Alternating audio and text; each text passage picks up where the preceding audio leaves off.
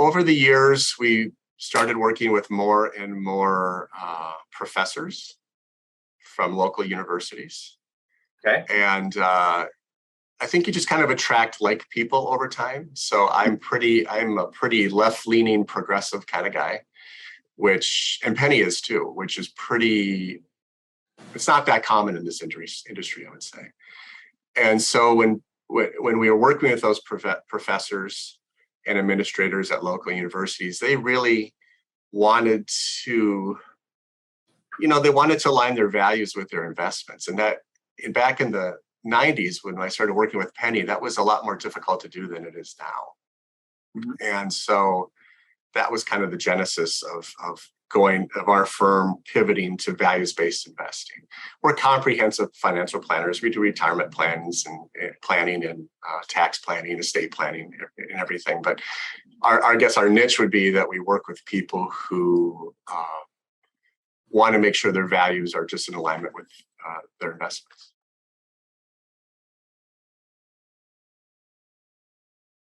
So for all new clients, we have what's called a socially responsible investment questionnaire.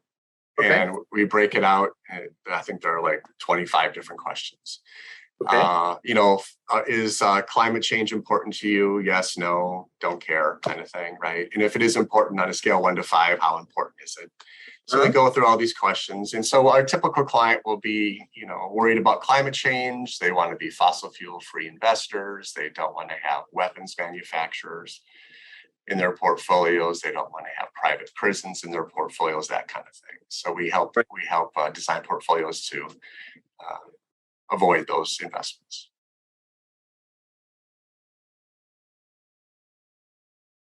I don't know about that, but like I said, if someone goes to our website and our website's like volunteer with us, our community impact, certified B Corp, what is it?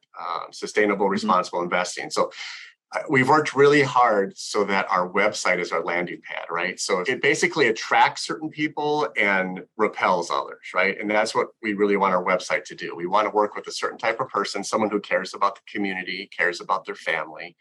If all you want to do is look at a monthly statement from Schwab every month to see if it's gone up in value and make those numbers grow, that's not why I get out of bed every morning, right?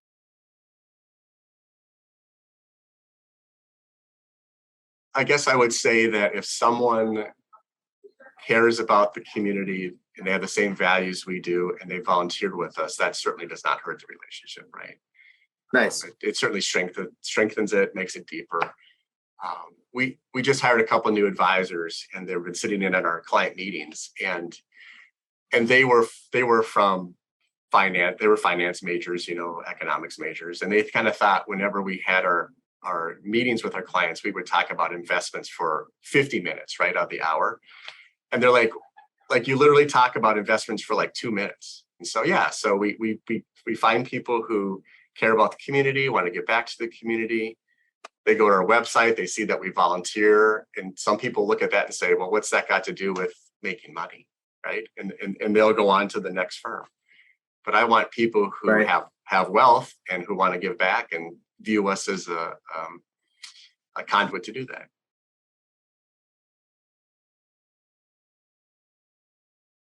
How we make ourselves different from the competitors. Exactly. Yeah. I mean, part of it is, again, our website is really important. And, 10 years ago, we never got any business from the website. Today, like half of our prospect meetings are website generated. And we're very careful about how we promote ourselves, right? So we have podcasts and we do blogs on our website. So we try to keep everything fresh. So our blogs, our newsletters that are on our website, the content on our website, our podcasts, we make sure that the message is always the same and it's always fresh, so that when someone Googles social responsible investing, values-based investing, ESG investing, no matter where they are in the country, Bond and Devick will show up high on that search score. So that's how we really work hard to make ourselves different.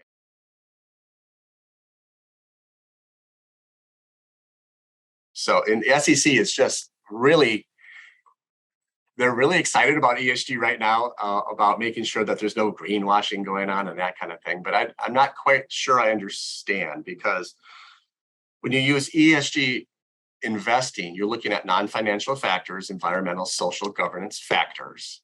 And then you can use your own internal rating system. There's lots of other companies that provide their own ranking systems, right? And you use fundamental analysis, and then you add ESG analysis on top of it to make a decision. And so there's no tree hugging involved. It's just using a different set of factors to determine if that security should be purchased or not, in addition to fundamental analysis, right? Now, Bond and Devick uses a lot of ESG.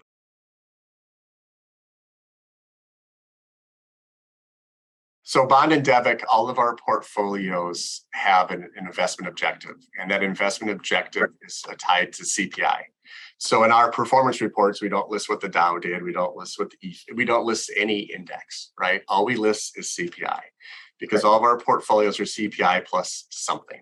So that's the difference for goals-based planning. Right. Okay. You want your assets to last to 100. You want to make sure that you have $3 million left at age 100 so that your kids will inherit something, that kind of thing, right?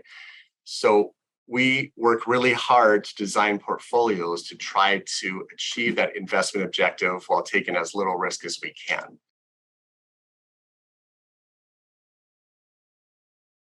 I would say the great thing about this business is there is a million different ways to do it, right? Mm-hmm. You have to find a way that fits your personality, that fits your style. Everyone wants to work with doctors, right? Doctors have money, blah, blah, blah. Do you want to work with doctors? You know, maybe your parents were doctors, maybe your grandparents were doctors, and you really understand that and you want to work with that, that's fine. But if you want to work with doctors because they have money, then that's not a good niche, right? You need to find something you're really interested in. You need to get involved in that niche, right? So if you want to work with veterinarians, right, then you got to speak their language. You've got to be where they are. You've got to go to their conferences, all that kind of stuff, right?